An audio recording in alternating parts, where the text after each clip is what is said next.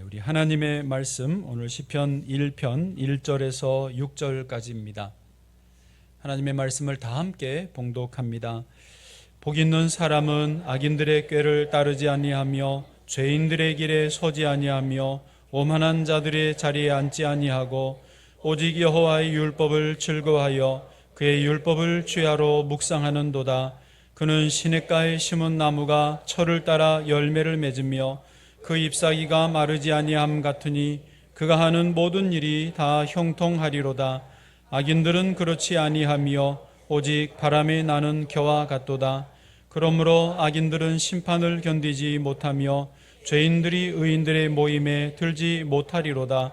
무릇 의인들의 길은 여호와께서 인정하시나 악인들의 길은 망하리로다. 아멘. 오늘 영상 먼저 보시겠습니다. 서로를 격려해 따스함으로 보듬어가리. 주님 우리를 통해 계획하시니 너를 통해 하실 일 기대해. 조금은 특별한 제 이야기인데요. 제가 사실은 그 입양인이에요. 홀트 아동복지회라는 기관을 통해서 저희 양부모님을 만나게 되고 그렇게 입양된 입양인입니다. 저희 부모님이 저를 기관에서 입양하실 때 비밀 입양을 하신 거예요. 다 숨길 수가 없잖아요. 가까운 저희 삼촌이나 외숙모, 가까운 분들한테 이런 계획을 얘기하고 우리가 친자식처럼 키우려고 하니까 이 비밀을 좀 지켜줬으면 좋겠다. 근데 이제 저하고 정말 친하게 지냈던 조카가 있었거든요. 그 친구도 이제 부모님한테 특별한 어떤 그런 부탁을 받은 거예요.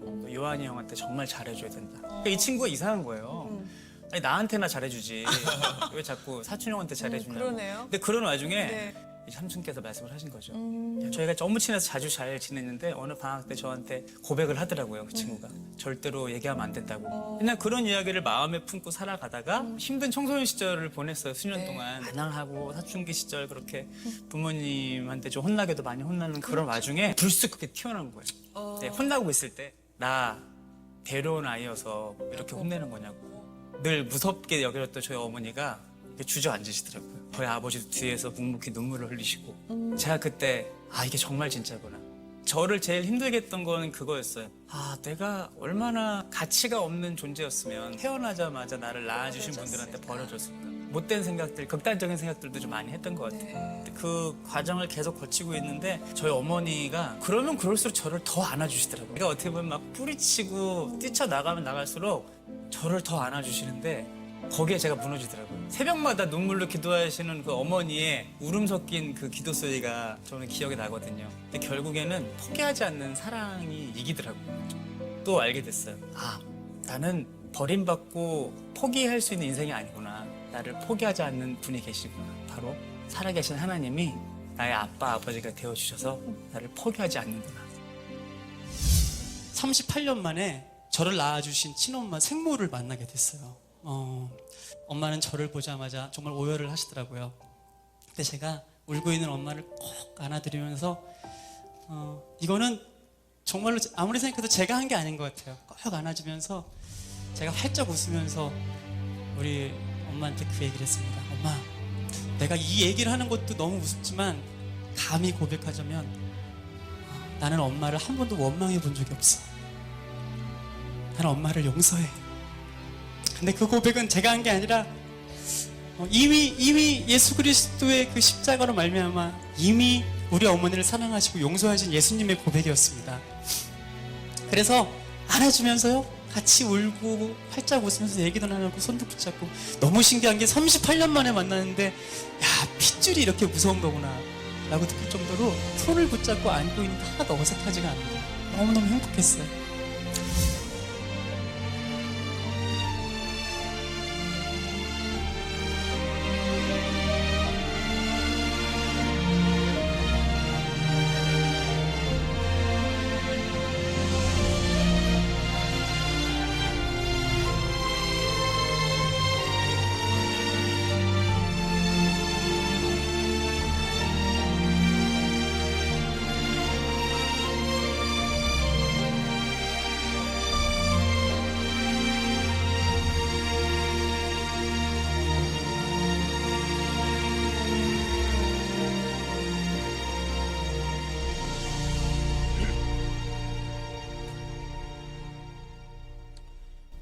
저와 여러분은 예수님의 십자가 피로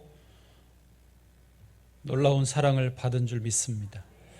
우리는 부족합니다. 자격이 없습니다. 그러나 예수님이 우리를 주의 사랑으로 덮어주셨습니다. 그래서 하나님의 자녀가 됐고 이렇게 예배의 자리에 있는 줄로 믿습니다. 자, 오늘 제목이 의인들의 길, 악인들의 길입니다. 우리 인생은 길을 걸어가는 것인데 한번 스스로에게 질문해 보실까요? 나는 의인의 길을 걸어가고 있는가? 악인의 길을 걸어가고 있는가? 길이라고 생각 못하고 그냥 하루하루 급급하게 살아가고 있지는 않은가? 우리 노회에 51살에 와서 55살이 되신 어떤 목사님이 엊그제 만났는데 그러더라고요. 목사님, 5년이 후딱 가더라고요. 그런데 70에 은퇴니까 이렇게 3번만 더 가면 은퇴네요. 야, 왜 이렇게 철이 빨리 드는 거예요, 이분은? 저는 이제 17년 차 목회를 하면서 여기 담임하면서 이제 그 생각을 합니다. 야, 이제 10몇 년 조금만 지나면 은퇴네. 우리 예배당 앞으로 5년 뒤에 입당하는 게 목표인데 입당하고 몇 년 없어요, 저도. 그래서 시간들이 참 아깝다. 인생이 하루하루가 귀하다. 그런 생각을 합니다. 그렇다면 내가 걸어가는 길은 어떤 길이냐 생각을 하지 않을 수 없습니다. 여기에 조금 더 나가서요, 극단적인 예를 하나 들어보겠습니다. 김세섬이라고 하는 40대 여성분이고 작가이고 뭐 글을 아주 많이 읽는 그런 걸 좋아하는 분인데 병원에 좀 몸이 안 좋아서 갔더니 진단명이 교모세포종이라는 거예요. 이 병은 치료가 불가하고 이 병에 걸렸다 그러면 이미 활에서 활시를 떠난 쏘아진 화살과 같이 인생은 이제 빠른 속도로 가서 꽂히면 끝나는, 그래서 이 병에 걸리면은 보통 1년 정도, 잘해야 1년 2개월 3개월 정도 살 수 있다고 합니다. 그래서 의사가 이제 이 병을 치료하려는 데에 시간을 쓰지 않으면 좋겠다. 요양병원 아니면 공기 물 좋은 산에 들어가고 이러지 말고 주어진 현실 삶 속에서 최선을 다하여 잘 살면 좋겠다라고 조언을 합니다. 그러니까 그만큼 치료가 안 되는 거죠. 그리고 이제 그렇게 보면 이제 1년밖에 안 남았으니까 40대인데 다른 사람에 비해서 시간이 30배, 40배나 빨리 가는 거나 마찬가지죠. 우리 유튜브 보시면 2배속, 3배속으로 돌리실 때도 있죠? 푹 지나가잖아요. 이분은 40배속으로 푹 시간들이 지나간다는 것입니다. 그래서 고민이 됐대요. 어떻게 하면 주어진 1년을 잘 살까? 그런데 병원에서 어느 날 관찰을 하다 보니까 사람들이, 환자들이 전부 손바닥을 쳐다보고 있더래요. 자세히 보니까 스마트폰을 손에 들고 쳐다보고 있었고 얼굴 표정이 다 똑같더래요. 멍한, 전혀 행복하지 않는, 뭔가 혼이 빼앗긴 듯한 표정으로 이렇게 다 보고 있더래요. 그래서 내게 주어진 1년 동안 최소한 저렇게 살면 안 되겠다라고 결심했답니다. 그러면 어떻게 살까 계속 고민하는데 자기가 좋아하는 책 중에 빅터 프랭클이 쓴 죽음의 수용소라는 책이 있습니다. 혹시 보신 분도 계시나요?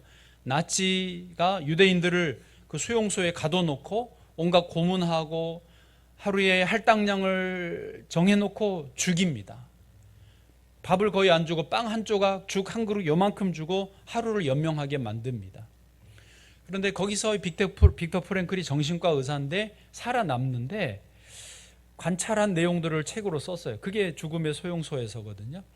거기서 보면 인생을 체념한 사람들의 특징이 나오더래요. 그러니까 이미 살아있지만 죽은 사람, 포기한 사람들, 그런 사람들은요, 아침이 돼서 기상시간이 됐는데 침대에서 일어나지 않는데요. 왜? 이제 너무 고통스러워, 난 못 살겠다, 포기해버린 거예요. 간수가 와서 두드러 패도 안 일어난대요. 심지어 누워있는 자리에서 변을 봐버린대요. 왜? 포기했으니까. 또 어떤 사람은 담배가 자기 인생의 소망이었어요. 그걸로 삶의 희망을 품고 살아갔는데 마지막 한가치 남은 담배를 피워버린대요. 왜? 이제 이거 피고 죽으려고. 그래서 간수들도 죽여야 하는 할당량이 오늘 10명을 누구를 죽이지? 그런데 이미 체념한 사람들을 데려다가 죽이면 간수들도 양심의 가책이 안 느껴지니까 그런 사람들을 데려간다는 거죠. 빅터 프랭클은 자기가 철저히 면도하고 삶의 소망을 끊지 않고 얼굴도 깨끗하게 머리도 반듯하게 옷도 뭐 허름하지만 딱 입고 자세를 바르게 하면서 그러니까 간수가 자기를 찝지 않는 거죠. 왜? 얘는 포기하지 않았으니까. 그러면서 그 김세솜이라는 분도 뭔가에 몰입하고 누군가를 사랑하고 그리고 고난을 대하는 태도를 의연하게 가져가자 이러면서 지금 1년을 살아가고 있다라고 나와서 강의하는 걸 잠깐 들었습니다. 여러분, 혹시 나는 체념한 사람은 아닙니까? 그냥 하루하루 요거 보고 재밌다 그러고 그냥 도파민 풀고 살아가고 있지는 않습니까? 어쨌든 그것도 인생의 길인데 나는 어떤 인생의 길을 걸어가시느냐. 자, 오늘 말씀에 의지해서 1번 나눌 제목은요, 인생은 한 방이 아니다. 세상은 끊임없이 말하죠. 인생은 한 방이야. 로또만 당첨되면 대박이야. 오늘도 어제도 로또 방에 다니시는 분들이 많습니다. 그 불경기일수록 로또 방에 더 많이 옵니다. 주식으로 코인으로 인생을 역전하고 싶어하는 분들이 많습니다. 그래서 오늘 1절 말씀해 보시면 복 있는 사람은 그 한 방을 노리지 않는 사람이라는 거예요. 1절을 잘 읽어보시죠. 소리내서요. 시작. 복 있는 사람은 악인들의 꾀를 따르지 아니하며 죄인들의 길에 서지 아니하며 오만한 자들의 자리에 앉지 아니하고. 아멘.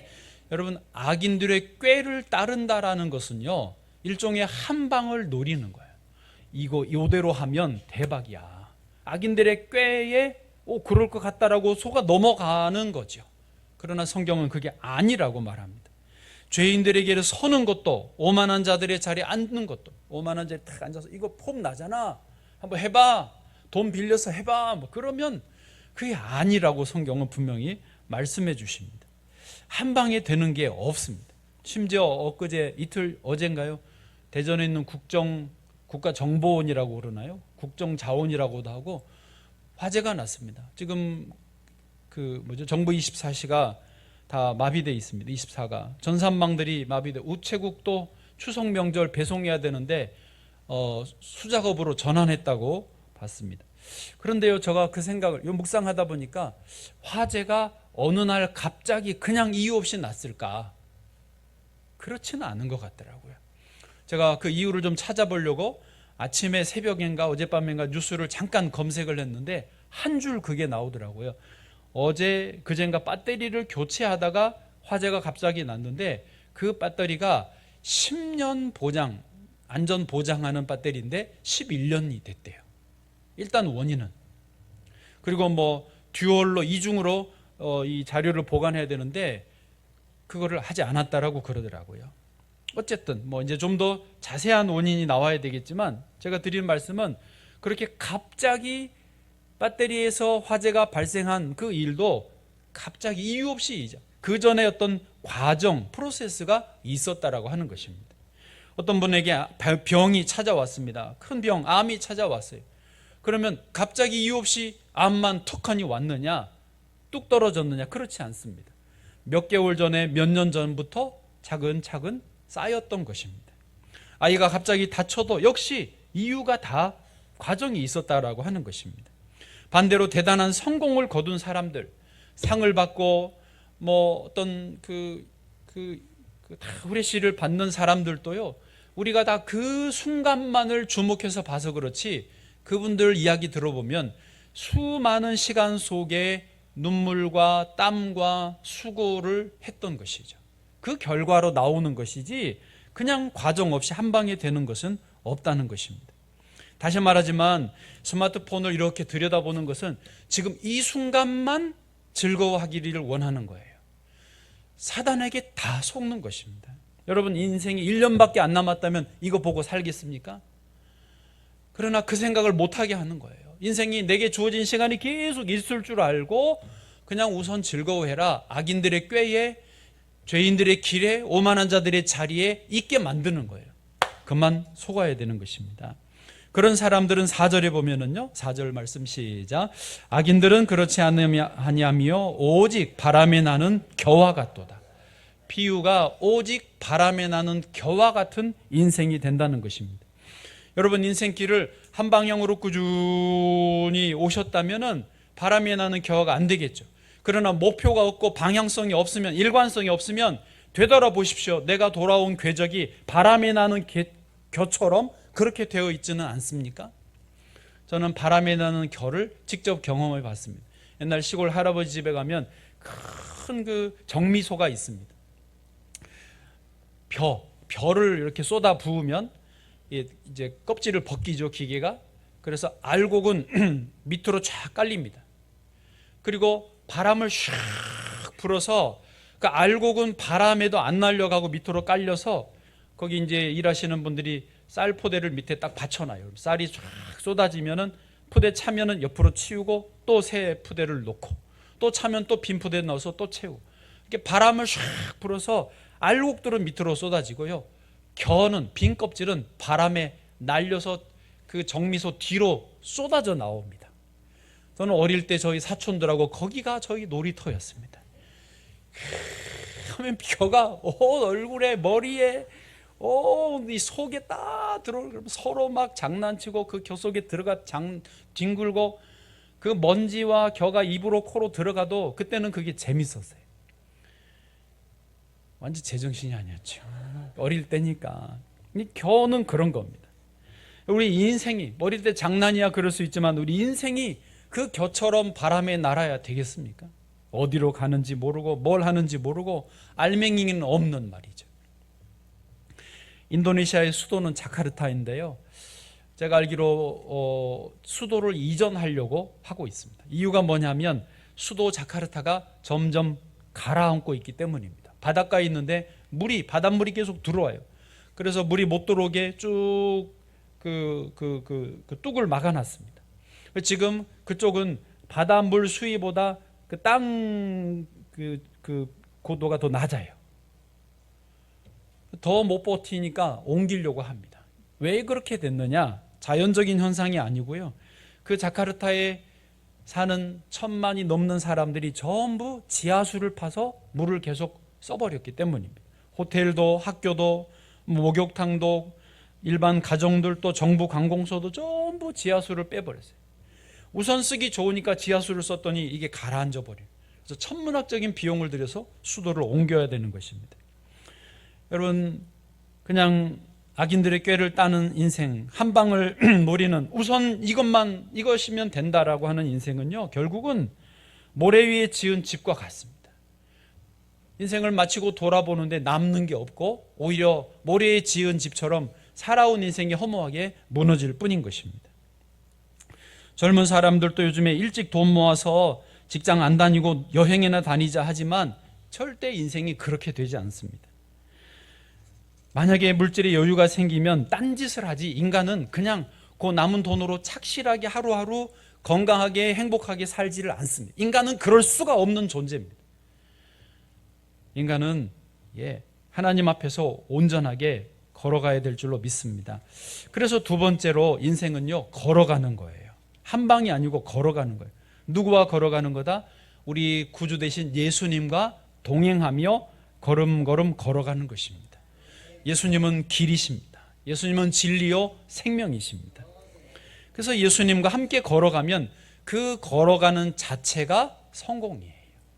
한 방이 없어야 돼요. 오히려 한 방이 있어서 망하는 것입니다. 한 방이 없고 매일매일 잘 걸어가는 게 복 있는 인생이라고 말씀하십니다. 자, 다시 한번 성경 보시면요, 2절 말씀입니다. 2절입니다. 시작. 오직 여호와의 율법을 즐거워하여 그의 율법을 주야로 묵상하는도다. 아멘. 자, 말씀을 잘 봐보시면 오직 여호와의 율법을 즐거워하여 그 율법을 주야로 묵상한다. 이게 이제 1절 시작에 복 있는 인생, 복 있는 사람은 주의 말씀을 즐거워하여 주야로 묵상하는 사람이다라고 하잖아요. 그러니까 하루하루 하나님의 말씀을 즐거워하고 주님을 섬기면서 주의 말씀을 읊조리며 사는 그 자체가 복 있는 사람이라는 것입니다. 그리고 3절에 보시면 비유로, 아까는 바람이 나는 겨였다면 여기는 시냇가에 심은 나무입니다. 시냇가에 심은 나무는 가만히 있는 것 같지만 거기서 엄청난 작용들이 있으면서 뿌리에서 양분을 빨아들이고 잎사귀들은 광합성 작용을 해서 철을 따라 열매를 맺는 것이죠. 그래서 마지막에 뭐라고 합니까? 그가 하는 모든 일이 다 형통하리로다. 제가 이 말씀을 지금 지난 주간에 외웠거든요. 다의 엄청 은혜를 받았습니다. 다 형통한다고? 하나님이 그렇다니까? 아멘입니다. 여러분, 그런 의미에서요, 우리 인생은 주님과 함께 날마다 잘 걸어가기를 원합니다. 처음에는 이렇게 말씀을 읊조리면서 하루하루 걸어가는 게 쉽지 않을 거예요. 자, 질문. 지난 주간에 매일같이 암송구절을 5번씩 소리내어 읊조리셨다. 손 들어 보시죠. 네, 1분, 2분, 3분, 4분, 5분, 6분. 네, 이거는 뭡니까? 네, 눈곱 대시는 거군요. 네, 네, 유세인 권사님. 네, 네. 그러니까 한 번이라도 해보려고 했다. 해보려고 했다. 네, 네, 잊어버렸다. 네, 또 있으실 겁니다. 여러분, 걸어가면 길이 됩니다. 제가 한 6월 말께부터 운동을 해야 돼서 목사님들하고 족구를 시작했습니다. 일주일에 한 번 수요일 새벽 예배 마치고, 그래서 6월 말께 처음으로 목사님들을 소집해서 저 관악구 무슨 운동장에 갔습니다. 족구장이 있다고 그래서 가서 보니까 네트가 없더라고요. 그래서 네트가 없네? 그래서 그냥 대충 둘러서 가지고 공 이렇게 몇 번 차다가 왔습니다. 그 아침에.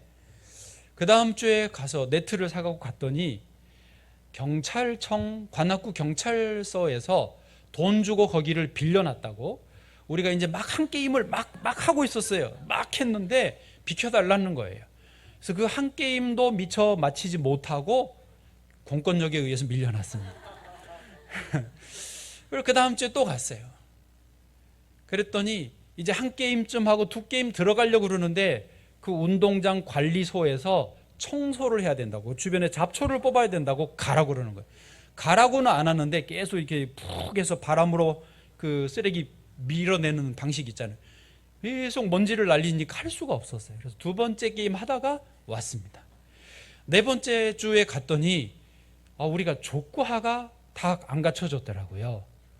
족구화가 있어요. 탁구화, 테니스화, 족구화 다 있습니다. 여기가 이게 빤빤하게 된, 그래서 족구화를 있는 분은 있고 없는 분은 사고 또 좀 필요하면 좀 지원해서 어쨌든 갖춰서 4번째 주에 갔습니다. 그때 한 2게임 정도 했던 것 같아요. 근데 이제 하다가 힘드니까 목사님들은 게임 하는 것보다 앉아서 이게 다 목사들은 말이 많거든요.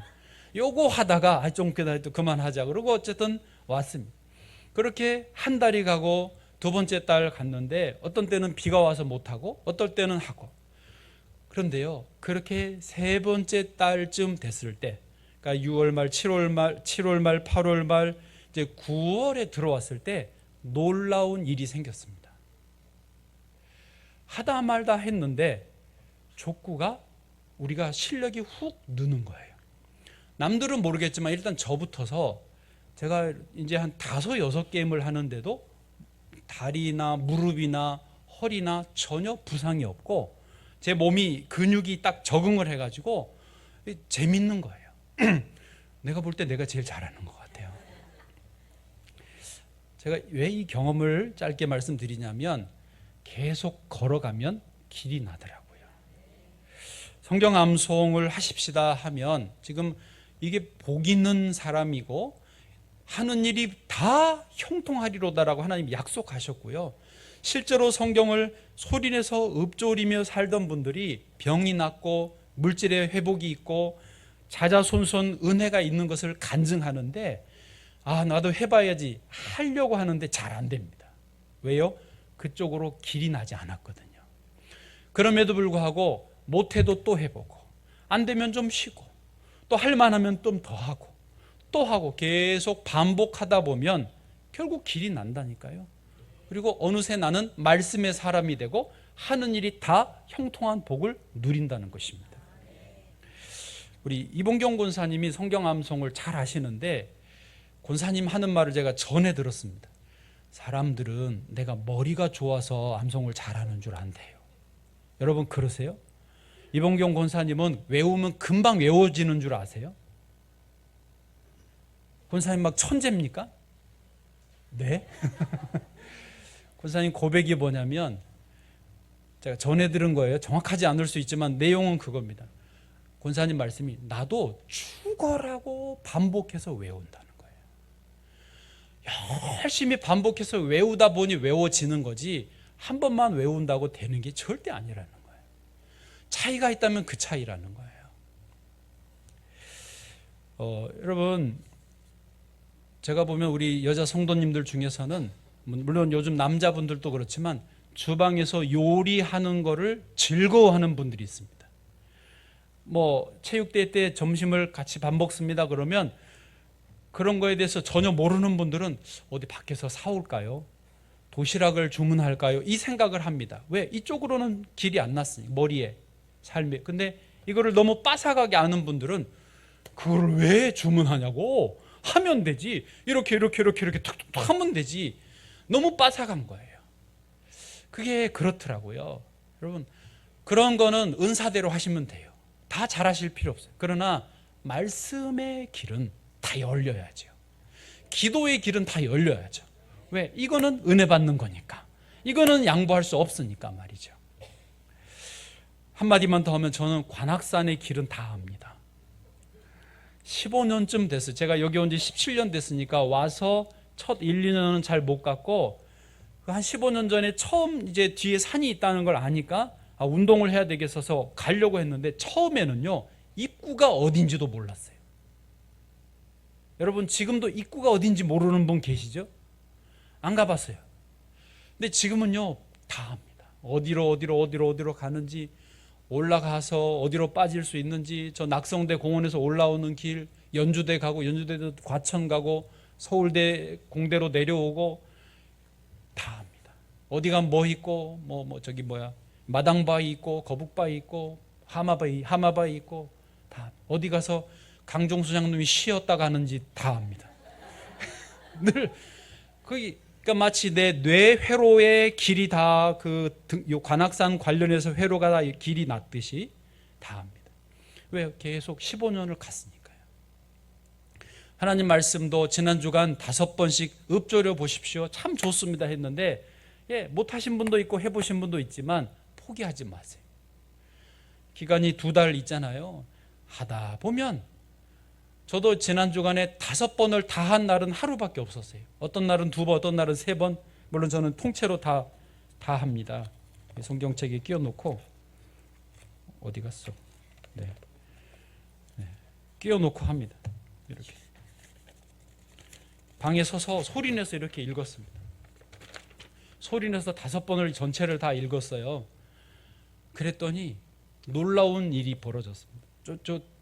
어떤 날은 2번밖에 안 읽었거든요. 어떤 날 3번 읽고, 저가 충만해지는 거예요.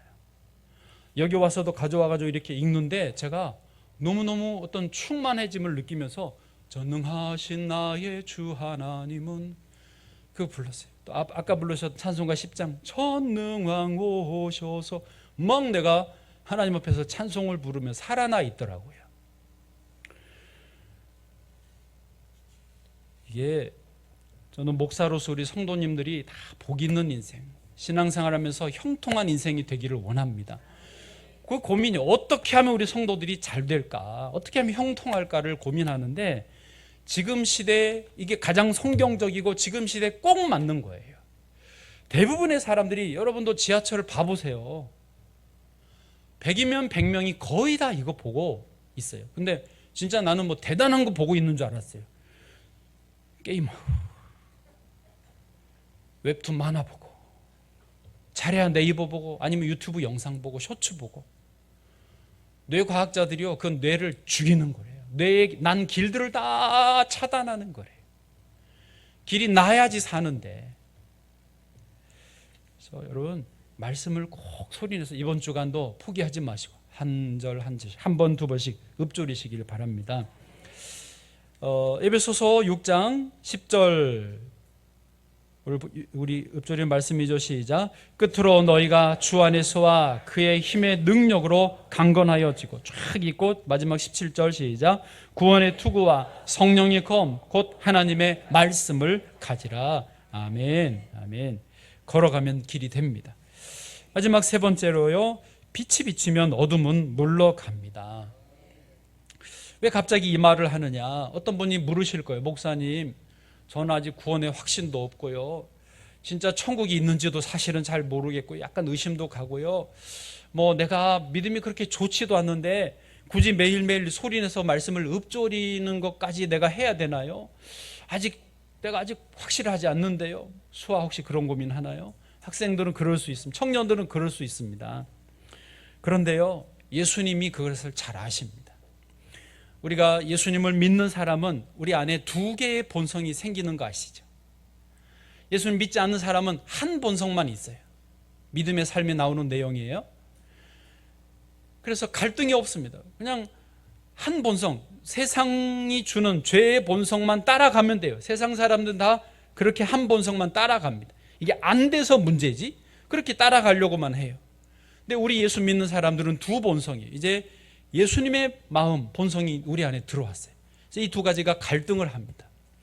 그래서 말씀을 읊조리라 그래도, 더 많이 기도하고 믿음 안으로 들어와라 그래도 이 고민, 이 두 개의 본성 속에서 이 갈등이 해소되지 않았는데 내가 어떻게 더 예수님께로 나아가느냐라고 주저합니다. 머뭇거립니다. 로마서 8장 5절 6절을 좀 보시죠. 같이 읽습니다. 시작. 육신을 따르는 자는 육신의 일을, 영을 따르는 자는 영의 일을 생각하나니. 6절. 육신의 생각은 사망이요 영의 생각은 생명과 평안이니라. 아멘. 자, 그러면 이 두 가지 중에 어떻게 해야 되겠습니까? 결국 육신을 따라가면 사망이고 영을 따라가야 생명과 평안인데 어떻게 영을 따라갈 수 있느냐? 이 육신의 생각을 다 해소시키고 영의 생각을 따라올 수 있느냐? 그렇지 않다라는 거예요. 예수님이 주신 방식은 우리가 아직 완전하지 못해도, 갈등이 완전히 해소되지 않았어도 죄의 사랑으로 덮어주시는 거예요. 죄의 십자가의 피로 덮어주시는 거예요. 아까 그 박요한 목사님 어머니처럼 그 영상에서 낳지는 않으셨지만 길러주신 그 어머니가 그 아들을 안 쳐다놓고 이러니 저러니 말하지 않았어요. 논리적으로 따지지 않았어요. 그걸로 이게 해결될 문제가 아니거든요. 그 어머니가 하신 일은 뭐죠? 끝까지 안아주었다는 거죠. 내가 너를 사랑한다. 계속해서 사랑으로 덮어주었더니 그 사랑이 그 박요한의 청소년기의 그 반항적인 그 마음을 녹여주었던 것이죠. 그게 예수님의 사랑입니다. 그리고 그 사랑을 경험하고 나니까 38년 만에 만난 자기 친모에게도 엄마, 내가 엄마를 원망하지 않아. 엄마를 원망하지 않아. 너무너무 고마워요. 이렇게 표현할 수 있었던 것이죠. 예, 우리 사람이 갈등을 넘어서고 이런 세상적인 고민을 넘어서는 길은요, 논리적으로 따지는 데 있지 않습니다. 모든 우리의 죄와 허물을 덮어주신 예수님의 사랑이 있는 줄 믿습니다. 그래서요, 우리에게 빛이 비춰지면 어둠은 그냥 물러가는 거예요. 너무 고민하지 마세요. 그냥 이것만 해보세요. 소리내서, 어렵지 않잖아요. 소리내서 성경 하나님의 말씀을 읽는 거예요. 외우라고도 지금 안 해요. 그냥 소리내서 읽어보시라고요. 한 번, 두 번, 세 번, 네 번, 하루에 5번씩만 요 시편 1편이라도 읽어보세요. 저는 요 한 주간 읽었는데 제가 마음이 뜨거워지고 이 전체를 쭉 5번씩 읽고 있는데 시편 1편은 다 외워졌어요.